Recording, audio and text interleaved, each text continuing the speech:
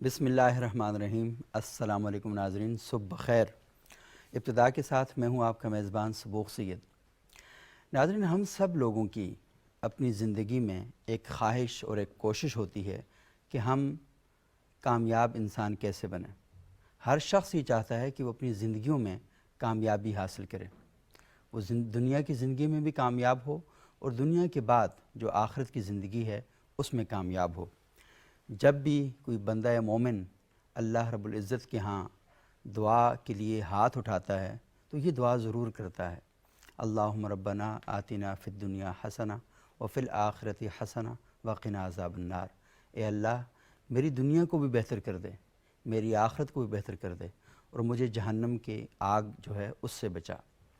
اور ہم یہ دیکھتے ہیں کہ ہماری صبح و شام کی تگ و دو، ہمارے خواہش میں تو یہ چیز شامل ہے کہ ہم ایک بہتر انسان بنیں، ہماری دنیا اور آخرت بہتر ہو، لیکن عملی طور پر دنیا اور آخرت کو بہتر کرنے کے لیے ہمیں کیا کام کرنے چاہیے، کن چیزوں پر اپنے آپ کو چلانا چاہیے۔ اس کے بعد پھر ہمیں پتہ چلتا ہے کہ ہماری دنیا اور آخرت کو کامیاب کرنے کے لیے جو پیمانہ نمونہ اور معیار ہے وہ یہ ہے۔ رسول اللہ صلی اللہ علیہ وآلہ وسلم ہمارے لیے اسوہ کامل ہیں۔ اللہ تعالیٰ قرآن حکیم میں ارشاد فرماتے ہیں کہ لقد کان لکم فی رسول اللہ اسوۃ حسنہ، تمہارے لیے تمہارے رسول کی زندگی بہترین نمونہ ہے۔ ہم نے اس نمونے کے اوپر اپنے آپ کو چلانا ہے، ہم نے ان فٹ سٹیپس کی پیروی کرنی ہے، قدم با قدم ان کے ساتھ اپنے آپ کو چلانا ہے تاکہ ہم کامیاب ہو جائیں۔ اللہ نے ہمارے لیے ایک پورا ماڈل بنا کر دیا اپنے رسول کی ذات کو۔ اور پھر قرآن میں یہ بھی ارشاد فرمایا کہ وما آتاکم الرسول فخذوہ وما نہاکم عنہ فانتہوا، جو کچھ اللہ کا رسول آپ کو دے دے اسے لے لو، اور جس سے اللہ کا رسول تمہیں روکے اس سے اجتناب کرو، اس سے بچ جاؤ۔ تو آج ہم یہاں پر بیٹھے ہیں، رمضان کا مہینہ ہے اور یہ اللہ کی رحمتوں کا، برکتوں کا، سعادتوں کا مہینہ ہے۔ رسول اللہ صلی اللہ علیہ وسلم نے ارشاد فرمایا کہ شعبان میرا مہینہ ہے اور رمضان اللہ کا مہینہ ہے۔ اللہ کے مہینے میں ہماری یہ کوشش ہوتی ہے کہ ہم کیسے اتباع رسالت مآب کی سیڑھیاں چڑھتے چڑھتے اللہ کا قرب حاصل کریں، اللہ کے نزدیک ہم ہو جائیں، اللہ کو کیسے اللہ کی رضا حاصل کریں اور ہم ایسے انسان بن جائیں کہ جو مطلوب خداوندی ہے، ایسے انسان کیسے بن جائیں۔ تو یہ بڑا اہم موضوع ہے۔ رمضان کا مہینہ آتا ہے اور ہم رمضان کے روزے تو رکھتے ہیں، لیکن ہمیں یہ نہیں پتہ کہ اللہ کے رسول صلی اللہ علیہ وسلم نے رمضان کیسے گزارا، انہوں نے کیا ہدایات کی کہ آپ رمضان کا مہینہ کیسے گزاریں۔ تو آج ہم اس موضوع پہ بات کریں گے کہ اللہ کے ساتھ جو تعلق ہے اسے کیسے مضبوط کرنا ہے، اسے کیسے قائم کرنا ہے۔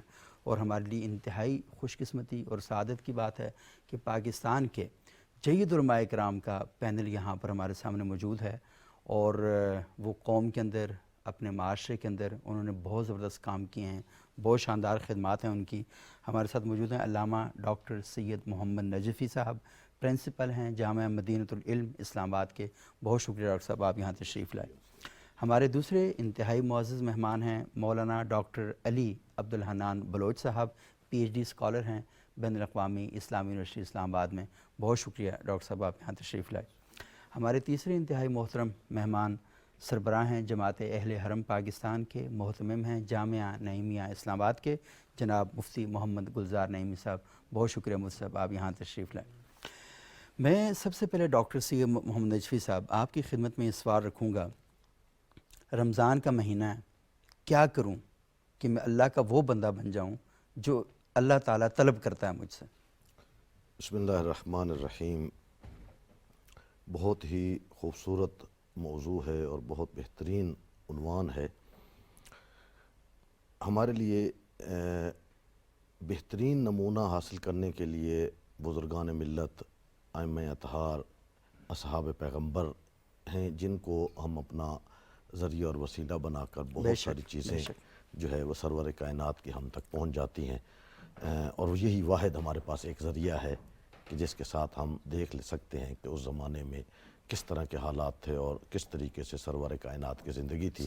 اور بالاخص یہ جو آپ کا موضوع ہے کہ خود حقوق اللہ کے حوالے سے، اللہ کے ساتھ تعلق کے حوالے سے رمضان، تو میرے خیال میں اگر اس میں نہج البلاغہ سے ایک حوالہ آپ کی خدمت میں پیش کروں، حکمت 105 نمبر جو ہے مولا کے کلمات قصار ہیں، بڑی چھوٹی چھوٹی 3 باتیں انہوں نے، وہ ہمارے لیے ایک راستہ معین کر دیتی ہیں کہ ہماری ذمہ داری کیا ہے۔ سب سے پہلے ان اللہ افترض علیکم الفرائض، واہ، اللہ نے کچھ ہماری ڈیوٹیز بعنوان فرض، ضروری، واجب، لازمی طور پر ہمارے اوپر رکھی ہیں، تو وہ ڈیوٹی اگر ہم انجام دے رہے ہیں تو ہم اللہ کا حق ادا کر رہے ہیں۔ یعنی اللہ کی طرف سے بندوں پر کچھ فرائض، کچھ ڈیوٹیاں عائد کی گئی ہیں، وہ کریں۔ لہذا امیر المومنین فرماتے ہیں فلا تضیعوها، ہمیں نہیں چاہیے کہ ہم انہیں ضائع کریں، ہم انہیں وہ جو فرائض ہیں انہیں ضائع نہیں کرنا ہے، ہم ان کے پیچھے چلنا ہے، ہمیں ان کو عمل انجام دینا ہے۔ اس کی مثالیں نماز، روزہ وغیرہ، یہ ساری چیزیں حقوق اللہ میں سے آتی ہیں کہ یہ وہ فرائض ہیں کہ جنہیں ہمیں ہر صورت میں انجام دینا ہے۔ دوسرا حد لکم حدودا، اللہ نے ہمارے لیے ایک باؤنڈری بنائی ہے، ایک حد بنائی ہے، اس حد کے اندر ہم نے رہنا ہے۔ واہ، فلا تعتدوها، ہمیں اس حد سے تجاوز کراس نہیں کرنا ہے۔ صحیح، تو گویا پہلے کچھ ذمہ داریاں ہیں جو ہم نے انجام دینی ہیں، ان کو ضائع نہیں ہونے دینا۔ نمبر 2 حقوق اللہ میں سے دوسرا حق یہ ہے کہ کچھ حدود ہیں ہمارے لیے، کچھ باؤنڈریز ہیں، ان کو ہم نے کراس نہیں کرنا۔ تیسرا وَنَهَا عَنْكُمُ الْأَشْيَاءَ، کچھ چیزوں سے اس نے منع کیا ہے، صحیح، لہذا فلا ان کو ہم نے ترک نہیں کرنا، یعنی ان کو انجام نہیں دینا، ہر صورت میں ان کو چھوڑنا ہے، ان سے بچنا ہے، ان کو ہم نے اختیار نہیں کرنا۔ البتہ ایک چوتھی چیز بھی ہے، کچھ چیزیں ایسی ہیں وَسَكَتَ لَكُمْ عَنْ أَشْيَاءَ، کچھ چیزوں کے متعلق خداوند متعال خاموش ہو گیا۔ خاموش۔ اچھا، امیر المومنین فرماتے ہیں یہ جو خاموشی ہے یہ اس طرح نہیں ہے کہ نسیاء، وہ بھول گئے ہیں، صحیح نہیں، اللہ خاموشی کا مطلب یہ ہے ہمیں ان چیزوں میں مکلف قرار نہیں دیا۔ صحیح، مثلا آج کا دور ہے جی موبائل ہم نے رکھنا ہے تو کوئی روایت ہمارے پاس موجود نہیں ہے، آج کا دور ہے جہاز میں بیٹھنا ہے، کوئی روایت موجود نہیں ہے، آج کے دور کی بہت ساری چیزیں ہیں، لہذا جہاں مثلا چیزوں سے خاموش رہے ہیں تو وہ سمجھیں کہ ہمارے اوپر کوئی تکلیف نہیں ہے، اور انسانی عقل یہ طے کرے گی کہ کیا چیز اس کے فائدے کی ہے، کیا نقصان کی ہے، اور علماء کرام جو ہیں مجتہدین وہ بھی ہمارے سلسلے میں رہنمائی اجتہاد کے ذریعے سے کر دیں گے، لیکن نہ وہ واجب میں آئے گی۔ جس طرح احکام خمسہ ہیں، ایک واجب ہے، ایک مستحب ہے، ایک حرام ہے، ایک مکروہ ہے، ایک مباح ہے، صحیح، تو پہلی چاروں چیزوں میں تو کچھ نہ کچھ ہے، لیکن مباح کا مطلب یہ ہے کہ ہم اسے کریں نہ کریں ہمارے لیے فرق نہیں پڑتا، میں کپ کو یوں اٹھا لوں یا نیچے سے پکڑ کے اٹھا لوں، اس سے کوئی فرق نہیں پڑتا ہے۔ تو یہ بنیادی طور پر ہمارے لیے ایک راستہ فراہم کرتا ہے۔ صحیح، عبادات کے چیپٹر میں میں صرف تھوڑا سا نماز کا تذکرہ کروں گا، اور نماز کے حوالے سے بھی میری خواہش یہ ہے کہ میں احادیث کا سہارا نہ لوں، بہت زیادہ احادیث ہمارے ذہنوں میں موجود ہیں۔ قرآن مجید کی 3 صورتیں ہیں جس میں تارک نماز کے متعلق اشارہ ہے کہ وہ اس کی حالت کیا ہوگی جو نماز کو ترک کرنے والا ہے۔ سورہ طٰہٰ، سورہ مریم نے اس کا جواب دیا، اور سورہ مدثر، یہ 3 صورتوں میں ایک چھوٹا سا نقشہ کھینچا گیا ہے کہ بے نماز کی اس دن حالت کیا ہوگی، چونکہ یہ حق اللہ کا حق ہے اور اس کے متعلق روایات تو بے انتہا ہیں، اگر یہ قبول ہو گئی تو قبلت ما سواہا، ہر چیز قبول ہو جائے گی، اگر یہ رد ہو گئی تو ردت ما سواہا، ہر چیز ختم ہو جائے گی۔ جب اتنی اہم ترین چیز ہے تو لہذا میں اپنے ناظرین کی خدمت میں گزارش کروں گا کہ یہ نقطہ چونکہ قرآن مجید سے ہے، یہ نہیں ہے کہ اس کتاب میں ہے اور اس میں نہیں ہے، اس کا راوی کیسا ہے، اس کی ہمیں بحث کی ضرورت نہیں ہے، یہ قول خدا ہے، قول خدا ہے اور خود قرآن مجید میں ہے۔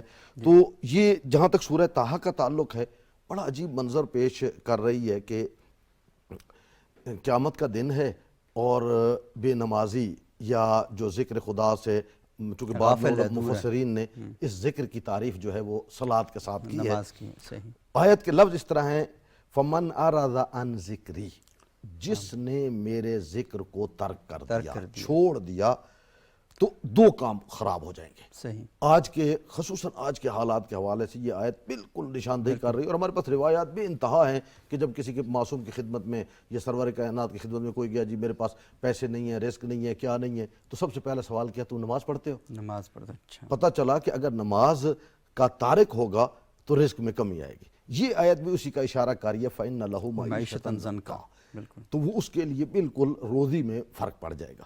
دوسرا کیا، وَنَحْشُرُهُ يَوْمَ الْقِيَامَةِ أَعْمَىٰ، اندھا اٹھایا جائے گا۔ اندھا اٹھایا جائے گا. تو اس سے پتہ چلا کہ اگر میں نماز کو چھوڑتا ہوں ایک دنیا میں نقصان کر رہا ہوں.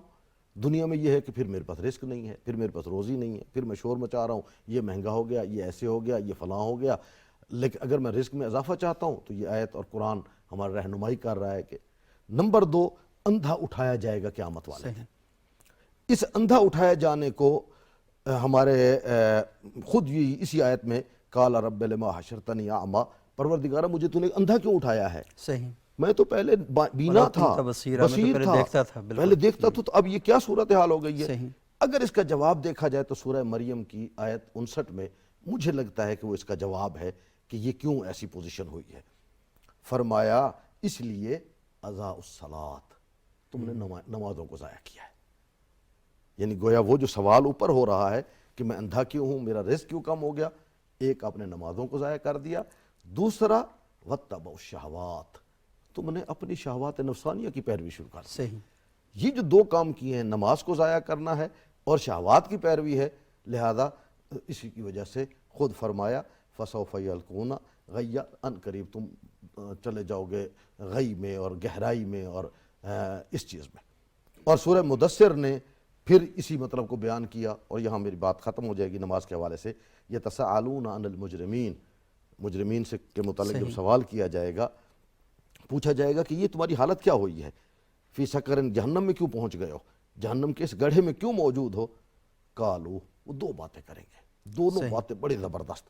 ایک لم اکنک من المصلین, ہم نماز نہیں پڑھتے تھے تو اس لیے یہ جہاں پہنچے ہیں. اور دوسری بھی بہت زبردست, لم نک نطعم المسکین, ہم مسکین کو کھانا نہیں کھلاتے تھے. ہم دوسروں کو کھانا نہیں, ماہ رمضان کا مطلب ہی نہ ہم خدا کا حق پورا کر رہے تھے, نہ خدا کی مخلوق کا حق پورا کر رہے تھے. تو لہذا یہ اس سے ہمیں وہ پہلا چیپٹر کے ہم فرائض جو اللہ نے ہمارے ذمہ داری لگائی ہے, اگر ہم اس کو پورا نہیں کریں گے تو یہ قرآن مجید کی تینوں صورتیں جو ہیں وہ ہمارے لیے ایک تصویر کشی کر رہی ہیں کہ اس وقت ہماری وہاں صورتحال کیا. بہت زبردست ڈاکٹر صاحب, یہ آپ نے تو بہت ہی بنیادی جو بات ہے کہ اس کو آپ نے کیا, اور قرآن کی آیات اور حضرت علی رضی اللہ عنہ کے جو اقوال ہیں ان سے. اچھا ڈاکٹر برحنان صاحب, مجھے ذرا بتائیں کہ ڈاکٹر صاحب نے بہت ہی اچھا مقدمہ بنایا ہماری اس گفتگو کا. اللہ تعالیٰ کی جو رضا ہے, ہم یہ دیکھتے ہیں کہ وہ مخلوق سے ہٹ کے نہیں ہیں. وہ اللہ تعالیٰ کہتے ہیں کہ مخلوق جو ہے وہ اللہ کا کنبہ ہے, لیکن آج ہم تھوڑی سی گفتگو کر رہے ہیں کہ اللہ کی جو رضا ہے, اللہ کے ساتھ جو تعلق ہے, کیونکہ سوسائٹی میں بہت افراد تفرید ہے. لوگ کہتے ہیں نہیں جی میں خلق جو مخلوق کی جو خدمت ہے وہ کر رہا ہوں, بس یہ کافی ہے میرے لیے, اللہ تعالیٰ کو کیا فرق پڑتا ہے میں نماز پڑھوں یا نہ پڑھوں, میرے 2 سجدوں سے نہ اللہ بڑا ہوتا ہے, نہ سجدہ نہ کرنے سے اللہ تعالیٰ کی ذات چھوٹی ہوتی ہے, وہ تو ایک بڑی ذات ہے, کیا فرق پڑتا ہے اس سے, سمندر سے قطرہ نکال لیا جائے تو سمندر کو پتہ ہی کیا چلے گا. تو جب یہ والی بات ہم کرتے ہیں تو مجھے بتائیں کہ کیا اس طرح کی باتیں قرآن اور حدیث ہماری کیا رہنمائی کرتے ہیں یہاں پہ؟ بسم اللہ الرحمن الرحیم, الحمدللہ رب العالمین, والصلاة والسلام علی اشرف الانبیاء والمرسلین, نبینا محمد وعلی آلہ وصحبہ واتباعہ اجمعین, اما بعد. بہت شکریہ کہ آپ نے ہمیں یہ موقع دیا گفتگو کرنے کا, اور علامہ صاحب نے بہت اچھی گفتگو کی ابتدا میں. اصل میں جو روزہ کی فرضیت اللہ رب العالمین نے قرآن مجید میں بیان فرمائی ہے, اور جو تعلیل اس آیت کی آخر میں بیان فرمائی ہے, اس سے یہ بات واضح ہوگی کہ ہمیں جو روزہ اور رمضان ہے کیا تعلق اختیار کرنا چاہیے, جو تعلق باللہ ہوگا. کیونکہ اللہ رب العالمین قرآن مجید میں ارشاد فرماتے ہیں کہ یا ایھا الذین آمنوا کتب علیکم الصیام کما کتب علی الذین من قبلکم لعلکم تتقون.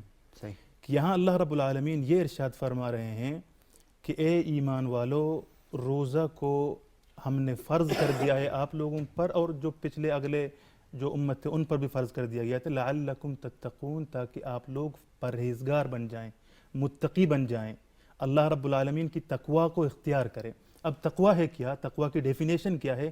کیونکہ تقوی ایک ایسا جامع لفظ ہے کہ جس میں جتنے بھی اللہ رب العالمین کے اوامر ہیں ان کو پائے انجام تک پہنچانا, ان پر عمل کرنا, اور جتنے بھی اللہ رب العالمین اور رسول اللہ صلی اللہ علیہ وسلم کے نواہی ہیں ان سے اجتناب کرنا. اب اگر ہم اس بات کو میں تھوڑا سا آسان کر دوں, ہماری جو آڈینس ہیں یہ اوامر کا مطلب نہیں سمجھتی اور نواہی کا مطلب نہیں سمجھتی, تو جو چیزیں اللہ تعالیٰ نے حکم دی ہیں ان کو پایہ تکمیل تک پہنچانا، اور جن چیزوں سے روکا ہے ان سے بالکل بچ جانا۔ بالکل بالکل صحیح۔ یہی بات ہے، کیونکہ اللہ رب العالمین نے جو روزہ کی فرضیت بیان کی ہے، جو تعلیل بیان کیا ہے کہ ہم نے کس لیے روزہ فرض کیا ہے، کیونکہ روزے کا ایک بہت بڑا تعلق ہے تقوی سے ہے، صحیح۔ اور تقوی کا تعلق وہ اللہ کے ساتھ جڑا ہوا ہے۔ اب تقوی ایک جامع لفظ ہے، جتنے بھی اللہ رب العالمین کے احکامات ہیں، رسول اللہ صلی اللہ علیہ وسلم کے احکامات ہیں، ان کو پائے تکمیل تک پہنچانا، ان پر عمل کرنا، اور جتنے بھی رسول اللہ صلی اللہ علیہ وسلم کے نواہی ہیں، اللہ رب العالمین کے نواہی ہیں جو اللہ رب العالمین نے منع کیے ہیں ان سے اجتناب کرنا۔ کیونکہ عمر رضی اللہ عنہ نے جب کعب رضی اللہ عنہ سے پوچھا کہ تقوی کیا ہے، تو انہوں نے عمر رضی اللہ عنہ کو بہت خوبصورت ایک مثال دیا کہ کیا آپ کبھی ایک ایسے رستے میں چلے ہیں جہاں کانٹا ہو، کانٹا دار رستہ ہو، تو آپ کیسے چلے ہیں؟ تو عمر رضی اللہ عنہ نے بیان فرمایا کہ میں نے اپنا جو قدم ہے وہ اس طرح رکھا ہے تاکہ میرا وہ قدم کسی کانٹے پر، کسی ایسے جگہ پر نہ لگے کہ جس سے مجھے نقصان ہو۔ اب تقوی یہی ہے کہ ہم اپنے زندگی میں وہ اعمال، وہ اقوال اس پر کارمرز ہوں یا اس پر کاربند ہوں کہ وہ ہمیں ہمارے دین کے نقص یا جو ہمارے روزہ کا جو نقص ہے اس سے ہمیں بچا لے، اس سے ہم بچیں۔ کیونکہ اب تقوی ہے، تقوی کا تعلق ہے، اور تقوی ہی ہے جو روزہ کے ذریعے انسان کو پائے تکمیل تک پہنچاتا ہے، اور جو احسان کا کمال ہے اس کمال تک پہنچاتا ہے۔ کیونکہ جب ہم روزہ ہوں گے، روزہ ایک ایسی عبادت ہے جو بینک و بین اللہ ہے، جو آپ اور اللہ کے درمیان ہے۔ اس میں کیونکہ اگر جب آپ وضو کر رہے ہوں گے تو آپ جب کلی کریں گے، منہ میں پانی ڈالیں گے، اس وقت آپ کو کوئی نہیں دیکھ رہا ہوگا، اگر آپ وہ پانی پینا چاہیں تو آپ پی سکتے ہیں، لیکن وہاں کیا چیز ہے جو آپ کو روک رہا ہے اس پانی پینے سے؟ وہ اللہ رب العالمین کا تقوی ہے۔ کوئی دیکھے نہ دیکھے اللہ دیکھ رہا ہے، کوئی دیکھے نہ دیکھے اللہ رب العالمین دیکھ رہا ہے۔ اور احسان یہی ہے جو رسول اللہ صلی اللہ علیہ وسلم نے فرمایا کہ اعبد اللہ کأنک تراہ فإن لم تکن تراہ فإنہ یراک، کہ اللہ رب العالمین کی عبادت، اس کی بندگی اس طرح کر لیں جیسے وہ آپ ان کو دیکھ رہے ہیں، سامنے دیکھ رہے ہیں۔ اگر اس طرح نہیں کر سکتے ہیں تو یہ اپنے ذہن میں رکھیں کہ اللہ رب العالمین تو دیکھ رہا ہے۔ بہت خوبصورت، بہت خوبصورت ڈاکٹر صاحب، بڑی اہم بات کی ہے۔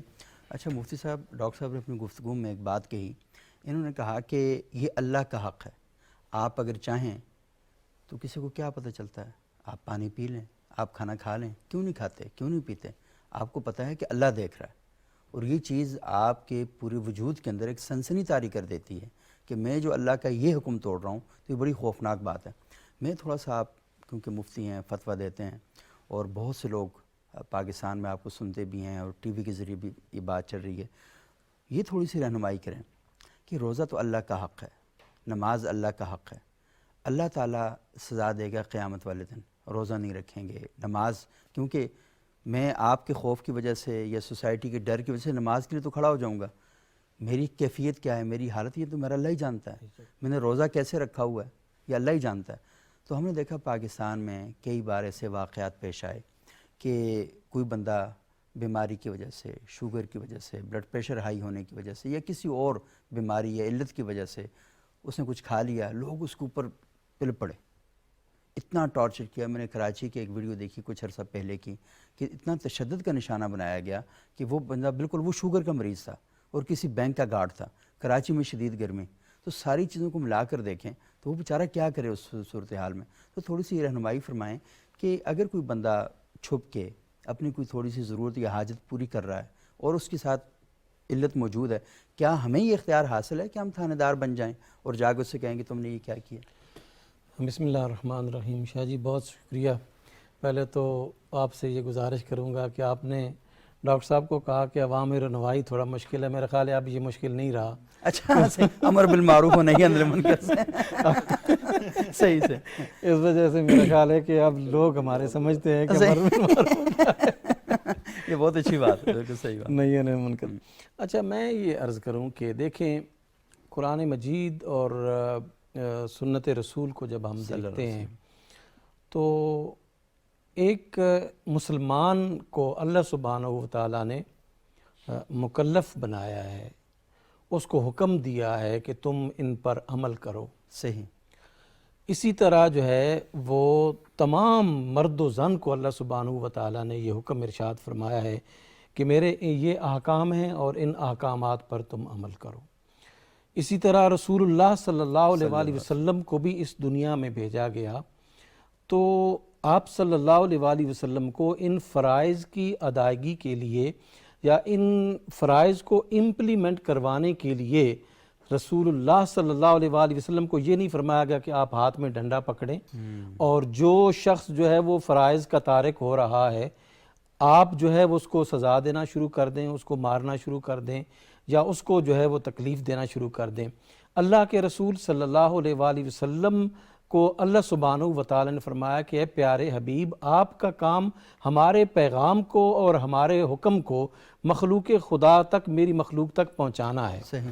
اب فرائض کی ادائیگی جو ہے وہ بھی اللہ سبحانہ و تعالیٰ کا حق ہے، اور وہ حق اگر کوئی شخص جو ہے وہ ادا نہیں کر پا رہا، اب بوجوہ نہیں کر پا رہا، ایک تو دیکھیں نا، ایک یہ چیز ہے کہ وہ شخص جو ہے وہ اپنی مرض کی وجہ سے، اپنی جو ہے وہ کسی ریزن کی وجہ سے وہ نہیں کر پا رہا، اور وہ پھر اس ریزن کو پورا کرنے کے لیے اپنے آپ کو ایک سائیڈ پر لے جا کر جو ہے وہ کر رہا ہوتا ہے۔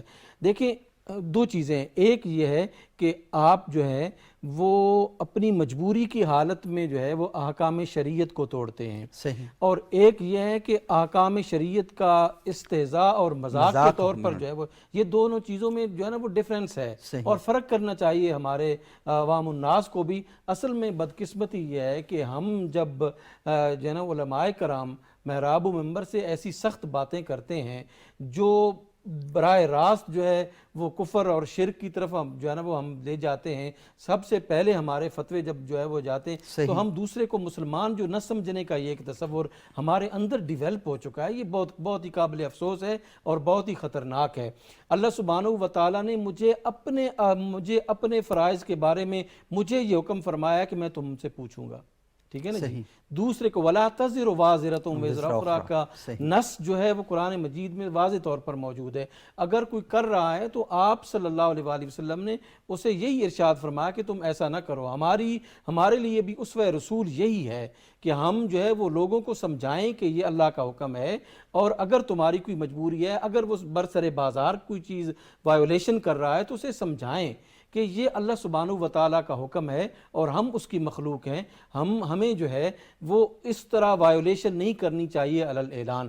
اور اگر وہ بالکل پردے میں کر رہا ہے اور وہ مجبوری کے عالم میں کر رہا ہے، ایون کہ میں آپ کو یہ بھی عرض کروں کہ میں ایک صحت مند کے لیے گناہ کبیرہ کا ارتکاب ہے اگر جو ہے وہ روزے کو توڑتا ہے، لیکن کسی کو یہ حق حاصل نہیں ہے کہ اس کبیرہ کے ارتکاب کی وجہ سے وہ لٹھ پکڑ کر اس کو جو ہے وہ مارنا شروع کر دے۔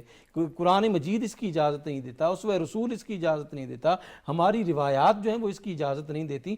ہمیں جو ہے وہ کیا فرمایا گیا، یسروا ولا تعسروا، صحیح، آسانیاں پیدا کرو، تنگیاں جو ہے وہ پیدا نہ کرو، بشروا ولا تنفروا، بشارتیں خوشخبریاں دو، نفرتیں پیدا نہ کرو۔ دیکھیں نا، لوگوں کو جو ہے وہ اٹریکشن کریٹ کرنی چاہیے، لوگوں کو ہمیں اسلام کی طرف بلانے کے لیے ہم یہ کریں کہ ایک شخص کو جو ہے وہ ماریں اور اس کو جو ہے وہ جان سے مار دیں۔ کئی دفعہ ایسا ہوا ہے، آپ کے سامنے ہے ہمارے اس ملک کے حالات میں، جو یعنی معمولی سی ایک ایسا جرم ہوا ہے جو اس قابل نہیں ہے کہ اس پر اتنی بڑی سزا جو ہے وہ لاگو کر دی جائے، اور پھر ایک انڈیویجول کو یا ایک جتھے کو یا ایک موب کو جو ہے وہ کسی طور پر بھی کسی بھی قرآن و سنت کی روشنی میں جو حکم ہے وہ اجازت نہیں دیتا کہ آپ جو ہے وہ اپنے ہاتھ میں قانون کو لے کر جو ہے وہ لوگوں کی زندگیوں سے کھیلنا شروع کر دیں۔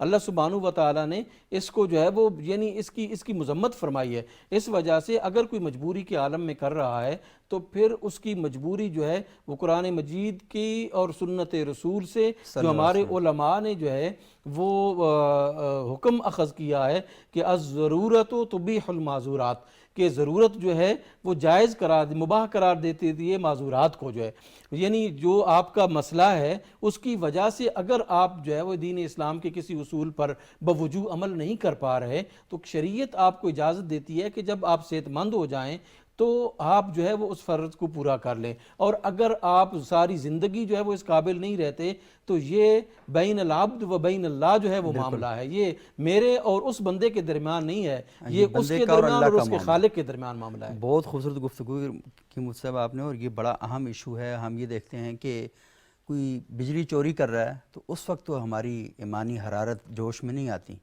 کوئی سگنل توڑ رہا ہے اس وقت تو ہم یہ نہیں کہتے کہ یہ اصل میں انتہائی بڑے کرائم ہیں. لیکن کوئی بندہ اگر روزہ اپنی کسی مجبوری کو سے کرے تو ہم سمجھتے ہیں کہ ہم اللہ کی طرف سے مقرر کیے ہوئے ٹھیکیدار ہیں. جس چیز کا حکم اللہ نے اپنے رسول کو نہیں دیا ہم اس چیز کو اپنے اوپر لاگو کر لیتے ہیں. اور جی ہاں کہ سفر میں اور جب وہ قرآن مجید میں ہے کہ وہ اگر کوئی مریض ہے تو اپنا روزہ توڑ سکتا ہے, فعدۃ من ایام اخر. بالکل ہے. چیزیں ہیں تو اصل میں یہ لوگوں تک یہ بات پہنچانا انتہائی ضروری ہے کہ لوگ اصل میں دین کی جو بنیادی تعلیمات ہیں اس سے دور ہوتے ہیں اور دعویٰ اس بات کا کرتے ہیں کہ نہیں وہ بڑے دیندار ہیں. آپ کبھی بھی علم کے بغیر دیندار نہیں ہو سکتے. اگر آپ نے بغیر علم کے کوئی اچھا کام بھی کیا, آپ کو اچھے کام کا اجر تو مل جائے گا, لیکن علم کے ساتھ جب آپ اچھا کام کریں گے, معلومات ہونے کے ساتھ اچھا کام کریں گے تو اس کا مزہ ہی کچھ ہو رہا ہے, اس کا لطف کچھ ہو رہا ہے. ایک وقفہ لیتے ہیں, وقفے کے بعد دوبارہ آپ کی خدمت میں حاضر ہوتے ہیں.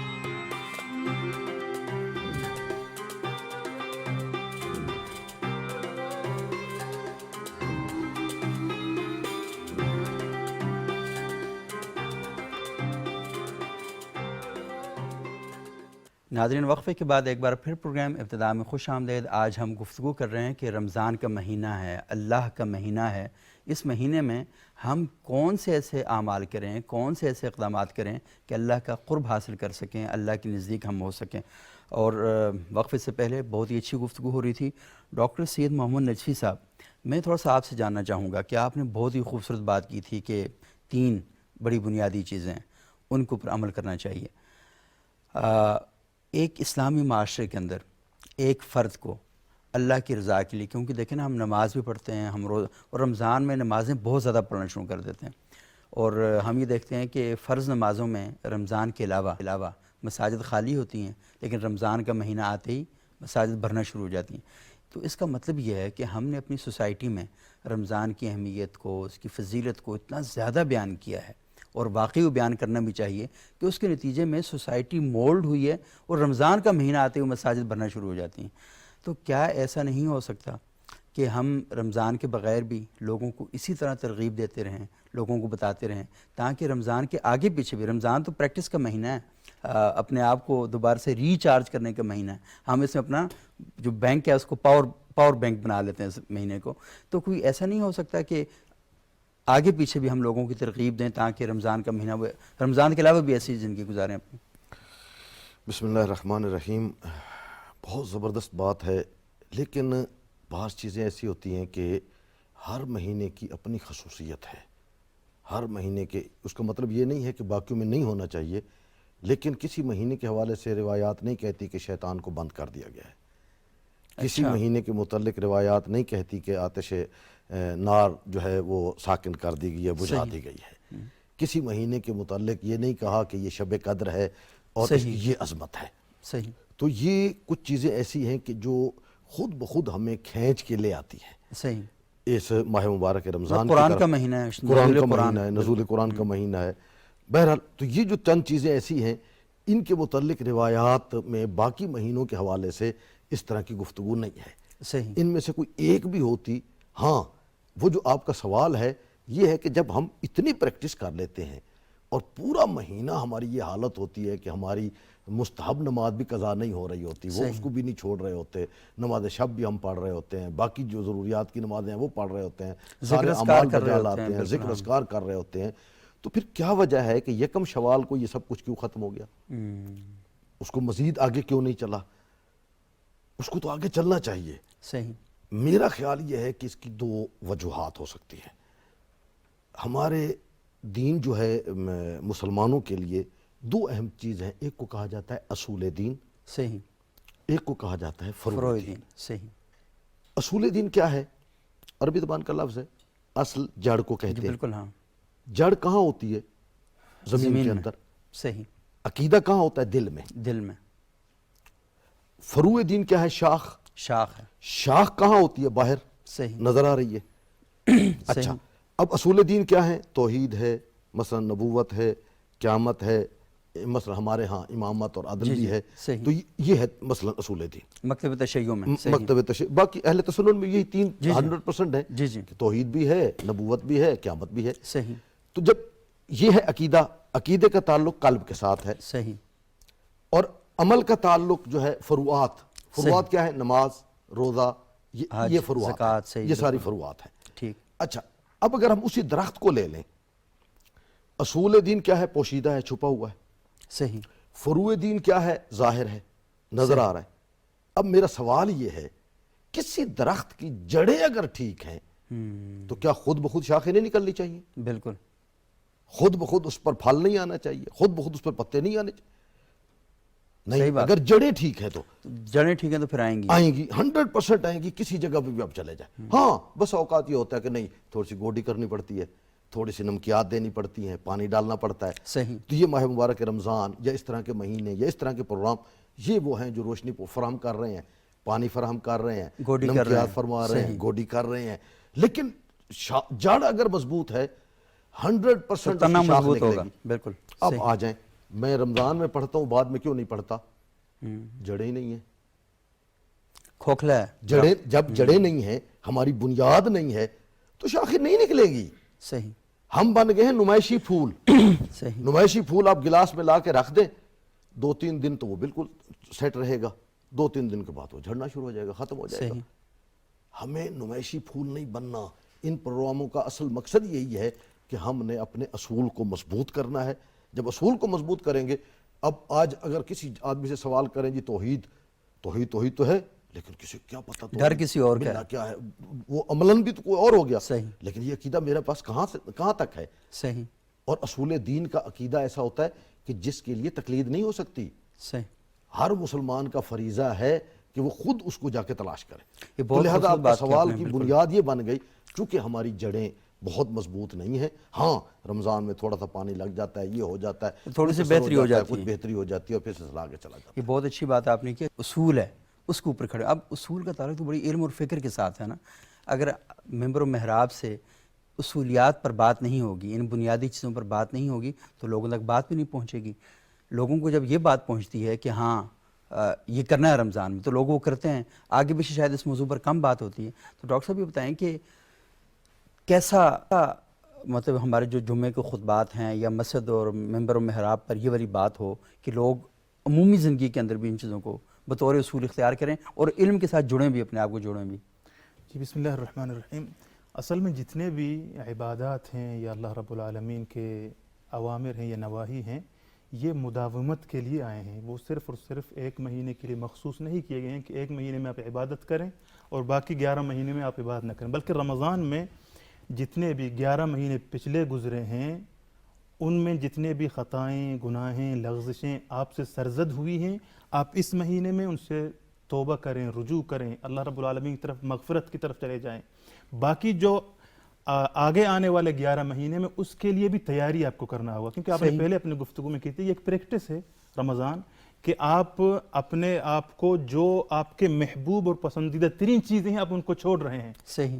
چاہے کہ وہ جو باقی 11 مہینے میں اس میں وہ آپ کے لیے حلال ہیں، آپ کھانا کھا سکتے ہیں دن میں، آپ پانی پی سکتے ہیں دن میں، لیکن یہاں اللہ رب العالمین نے بطور پریکٹس، تاکہ پریکٹیکلی جو آگے وہ جو مہینے آ رہے ہیں ان میں بھی آپ اپنے آپ کو اسی طرح جو مداومت ہے عمل کا اس کو ساتھ لے کر چلیں، اس میں بھی اس طرح بندگی اور عبادت کریں۔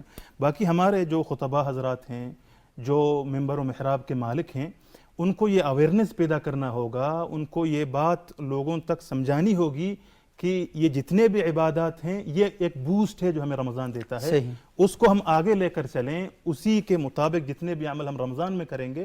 اس کا یہ مطلب نہیں کہ رمضان پر ہم قرآن نہیں پڑھیں گے، اس کا مطلب نہیں رمضان کے بعد ہم صدقہ خیرات نہیں کریں گے، اس کا یہ مطلب نہیں رمضان کے بعد ہم نوافل نہیں پڑھیں گے، نہیں، ہمیں پڑھنا چاہیے اسی طرح۔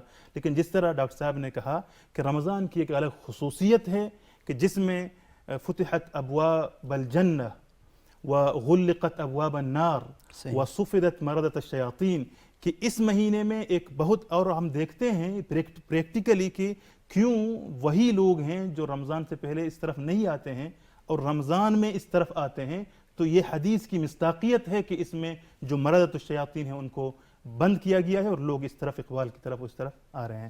صحیح. یہ بہت ہی اچھی اور بہت ہی بنیادی بات آپ نے کہی ہے.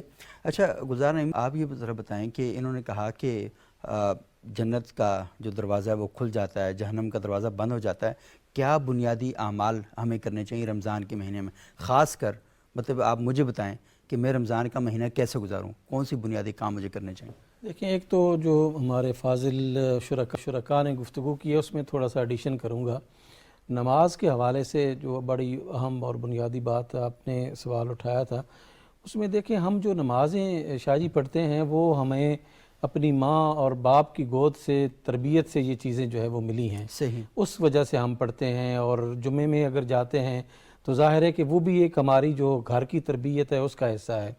اس کے بعد دیکھیں نماز کیا ہے، نظام صلاۃ ہے ایک. صحیح. اور یہ ریاست کی ذمہ داری ہے، اسلامی ریاست کی، کہ جب وہ برسر اقتدار آتے ہیں تو الذین ان مکناہم فی الارض اقاموا الصلاۃ، ان کا فرسٹ اینڈ فارموسٹ ڈیوٹی جو ہوتی ہے وہ یہ ہے کہ نظام صلاۃ جو ہے وہ قائم کرتے ہیں.